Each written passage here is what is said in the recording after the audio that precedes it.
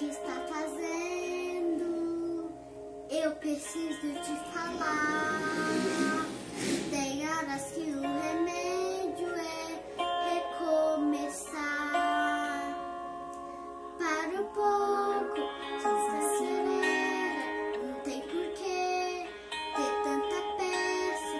Sei o que fala, eu já estive do outro lado. Então fica calmo.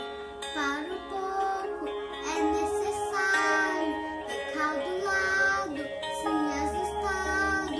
O meu Deus que mudou minha história está te chamando agora. O meu Deus que mudou minha história está te chamando agora. Olha o que ele fez em mim, eu que nunca mereci. Não precisa entender, milagre é pra viver. Olha o que ele fez em mim, eu que nunca mereci. Não precisa entender, milagre é pra viver.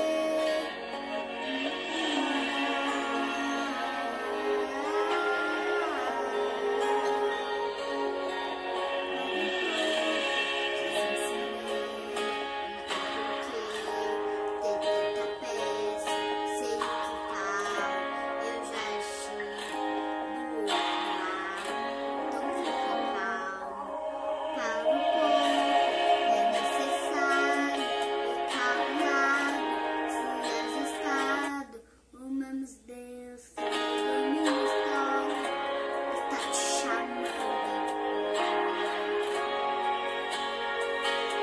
O meu Deus que mudou minha história está te chamando agora.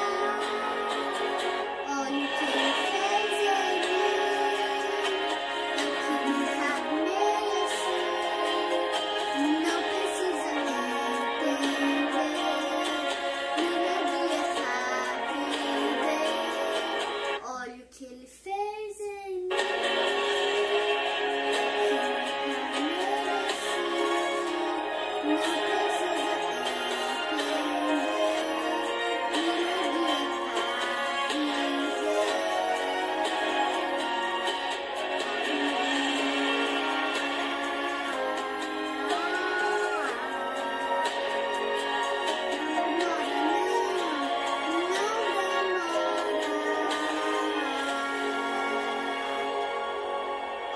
ele fez em mim, eu que nunca mereci.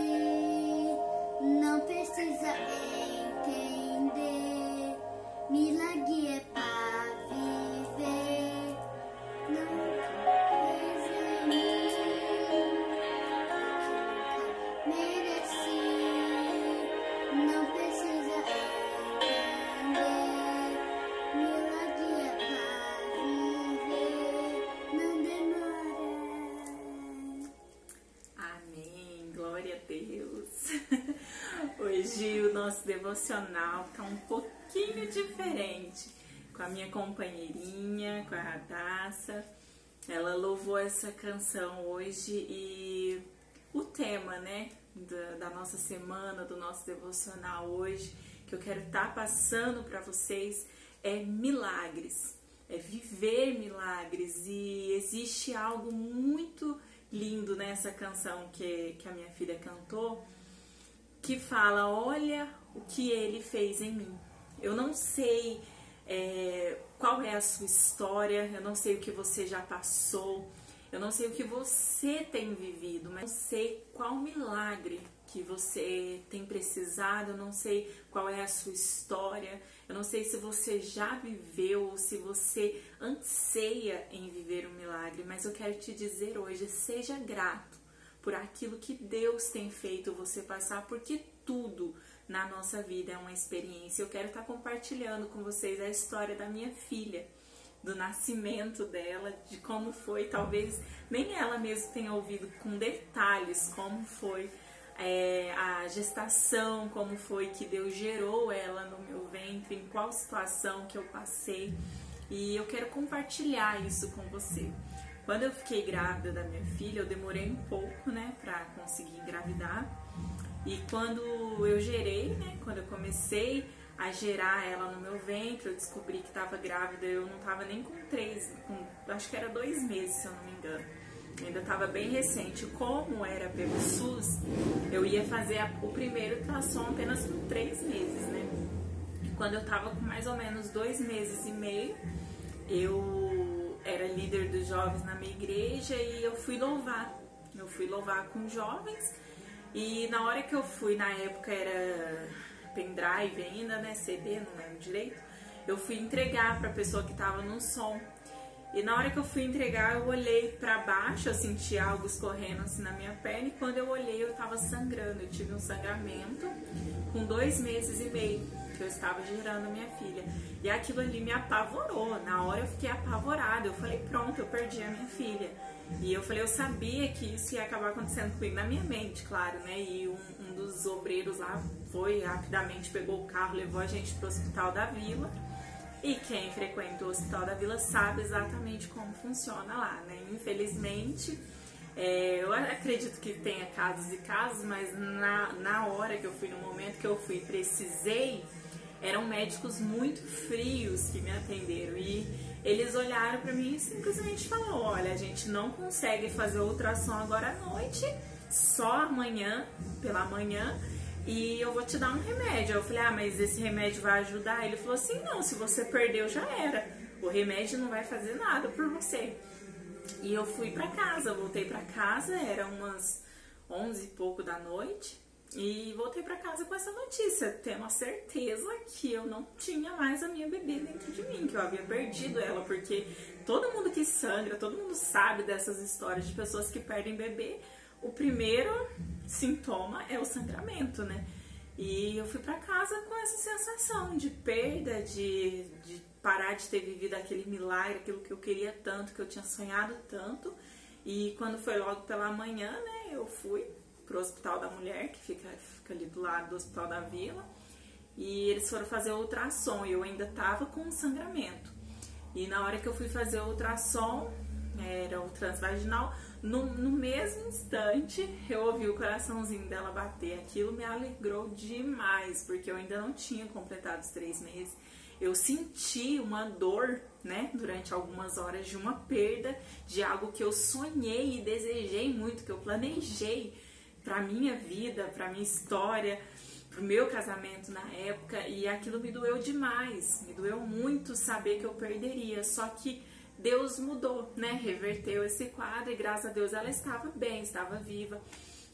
E só que, infelizmente, eu falo assim, não são todas as pessoas, todos os médicos, mas os médicos que eu tive a sorte de pegar não foram bons. E quando eu tava já naquele processo de fazer o pré-natal, tudo, nunca me falaram nada, mas quando eu tava com 7 meses e meio, eu comecei a ter as contrações, tudo, e todo mundo falava, mas tá muito cedo ainda, talvez não seja agora. Aí eu ficava, aquela sensação de toda hora, a cada 5 minutos a barriga inchava. Eu falei, não, eu acho que aí foi num determinado dia, num sábado, eu fui num culto, né, num culto de criança na minha igreja, e quando eu cheguei lá, eu comecei a contar aqueles, eu não sabia se era ou não contração, ou era apenas uma cólica, uma contração de treinamento, não sabia porque era a minha primeira gestação. Daí eu comecei a sentir isso e eu parei de sentir ela mexer. Quando foi, tipo, no final da tarde pra noite, eu não sentia mais ela mexendo dentro de mim, eu fiquei assustada, né? E quando acabou o culto, eu fui pro médico, fui pro hospital. Quando chegou lá, ele falou assim, você tá com 8 dedos de dilatação. Eu tava com 7 meses e meio e praticamente pronta pra ter ela ali. Faltava só dilatar mais 2 dedos, estourar a bolsa e ela ia nascer. E quando chegou, aí aconteceu dela ter nascido, aí eu também cheguei no médico, falei, ela vai nascer prematura, vai ter que ficar internada. Aí ele olhou pra mim e falou assim, com certeza ela vai ter que ficar internada, ela é prematura. Aí meu coração já doeu, né? Aí quando ela nasceu muito bem, ela não precisou ficar internada, ela nasceu com saúde, tudo, não teve necessidade nenhuma de ficar internada na UTI, nada. Foi pro quarto direto, mamou, fez tudo certinho. E quando ela tava com, se eu não me engano, acho que era com 6 meses, a gente fazia aqueles exames de rotina, tudo, e só pra não estar errado aqui, mas eu acredito que era com 6 meses, eu tenho os exames aqui. Foi 4 meses, foi com 4 meses que a gente descobriu. Quando ela tava com 4 meses, a pediatra viu que ela tinha um sopro no coração. Aí a pediatra falou, isso aqui com certeza foi uma má formação por ela ser prematura. E a gente foi, né? A gente foi, começou a investigar e realmente ela tinha um sopro. Isso aí foi descoberto num exame de rotina mesmo. Ela fez ali com aquele aparelhinho do coração e foi descoberto que ela tinha o sopro no coração. E a gente foi conduzida a ficar indo todos os meses no médico, no hospital, para fazer exame, para passar no cardiologista, e era aquele negócio, né? Tô praticamente todos os meses indo no hospital. O primeiro diagnóstico que a gente teve foi no dia 12 de 2018. Foi o primeiro exame que a gente fez, que saiu em papel, né? Eu vou tentar depois tirar uma foto e mostrar. Mas aqui, se vocês conseguirem ler, eu acho que dá pra ler. Ó, aparece sopro. Aqui já mostra que ela tinha o sopro. Foi 7 meses mesmo. Foi com 6 meses que a gente descobriu.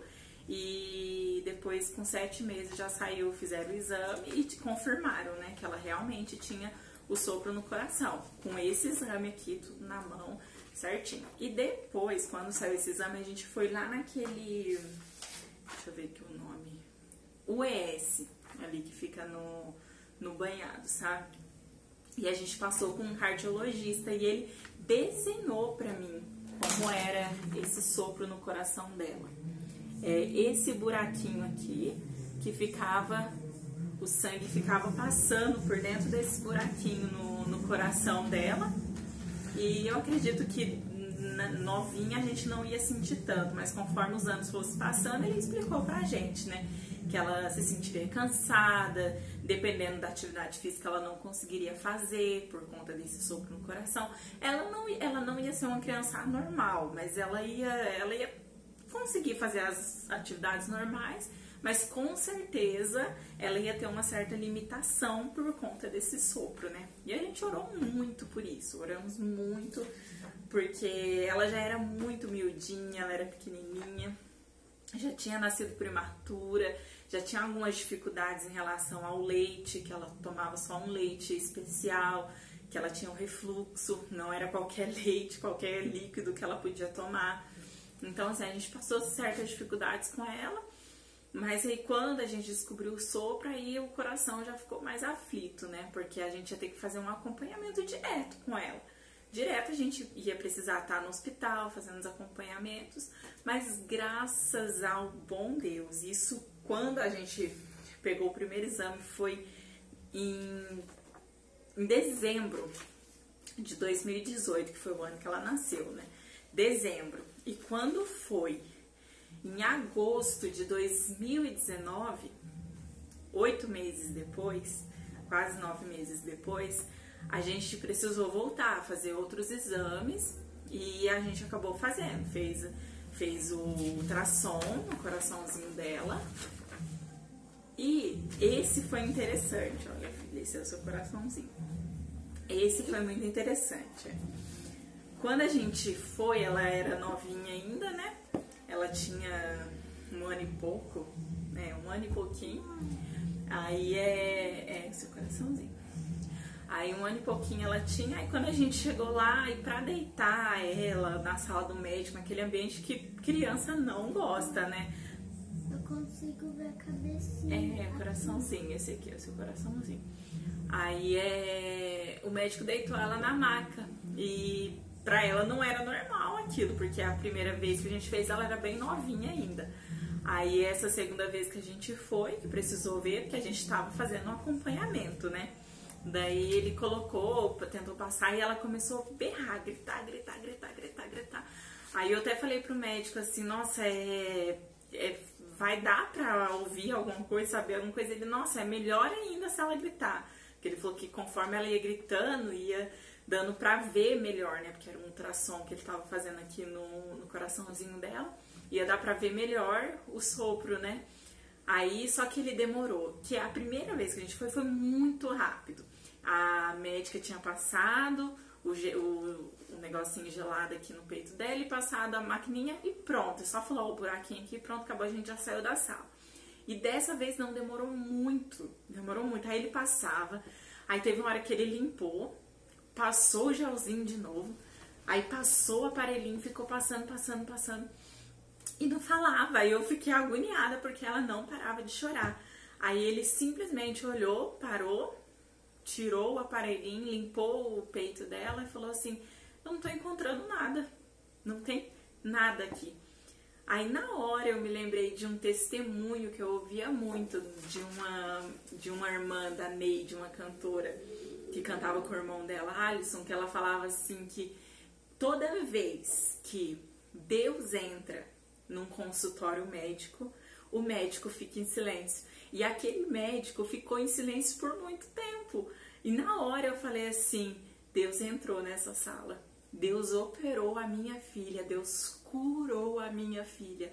E aquilo ali pra mim foi motivo. A minha vontade, sinceramente, era de ajoelhar no chão, só que eu não consegui. Eu fiquei tão, meu Deus, ficou todo mundo em silêncio, estava todo mundo em silêncio, só a minha filha estava gritando. Hoje, lembrando dessa cena, imagino eu que ela estava ali sendo operada pelo próprio Deus, sendo curada. E o médico olhou e falou assim, eu não tô encontrando nada. Depois de algum tempo, porque ele ficou em silêncio por um bom tempo, tentando achar aonde estava o sopro. E como alguns, infelizmente, não dão essa glória para Deus, ele falou assim, os outros médicos devem ter visto errado. Como, gente, que ela ia passar por tantos médicos durante praticamente um ano e pouco, e ninguém ia perceber que não havia sopro ali. Não, todos que ela havia ido antes confirmaram que ela tinha o sopro no coração. E quando ela fez essa última consulta, passou nesse último médico, fez esse último exame, ela não tinha nada, ela não tinha sopro nenhum no coração. E o que eu quero te dizer com isso, que o milagre que Deus faz na minha e na sua vida, ele sempre vai ser completo. Deus nunca vai te dar algo pela metade. Deus nunca vai fazer com você mais ou menos. Deus nunca vai começar a obra na sua vida e não vai terminar ela. Porque a minha filha foi um milagre desde quando ela estava no meu ventre. Quando ela foi gerada em mim. Ok, eu esqueci de contar para vocês essa parte. O sangramento, infelizmente, não foi falado para mim nos pré-natal que eu tava fazendo, que eu tinha um sangue diferente dela. Por isso que eu tive o sangramento lá com 2 meses e meio de gestação, porque o meu corpo tava reconhecendo ela como um corpo estranho, ou seja, não tava reconhecendo como algo que fazia parte de mim. Porque ela não tinha o meu sangue é O negativo, o dela é A positivo. Então o meu milagre começou quando ela ainda estava no ventre. E eu tenho certeza que através de tudo isso que ela viveu, desse milagre que ela viveu, que ela acabou de cantar aqui, o que Deus fez na vida dela, foi Deus falando pra mim, filha, o milagre que eu dou não é pela metade. E Ele fala isso hoje pra você. O milagre que Ele faz na sua vida, que Ele está fazendo, que Ele começou a fazer, Ele vai terminar e vai ser perfeito. E para não ficar só nas minhas palavras, eu quero ler aqui para vocês Salmos 118 e o versículo 17, que diz assim: eu não morri, eu vivi e agora estou contando ao mundo o que o Eterno fez. Eu não morri, eu vivi e agora estou contando para o mundo que o meu Pai me fez. Nós vamos mostrar para o mundo o que o nosso Pai fez comigo e com a minha filha. Deus me deu o milagre que foi a minha filha e hoje eu permiti que ela participasse desse vídeo hoje para ela entender que ela precisa contar para o mundo o que Deus fez com ela, o milagre que Deus fez na vida dela, e eu tenho certeza que ela vai ser, em nome de Jesus, canal de bênção para mostrar ao mundo que Deus ainda faz milagres. Amém, filha? Amém. Que Deus abençoe grandemente a vida de vocês, que você seja abençoado através desse devocional, através dessa mensagem, né, filha? Manda um beijo para todo mundo. Quer falar alguma coisa? Sim. Pode falar. Outra vez eu vou cantar. Fala direitinho para todo mundo ouvir o que você tá falando. Fala mais alto. Outra vez eu vou cantar outra música bem diferente. Ela falou que vai cantar outra música em outro devocional, né, filha? É. Vai, né? Que Deus abençoe grandemente a vida de vocês, que você seja abençoado e saiba, o seu milagre vai ser perfeito e completo, amém? Deus abençoe.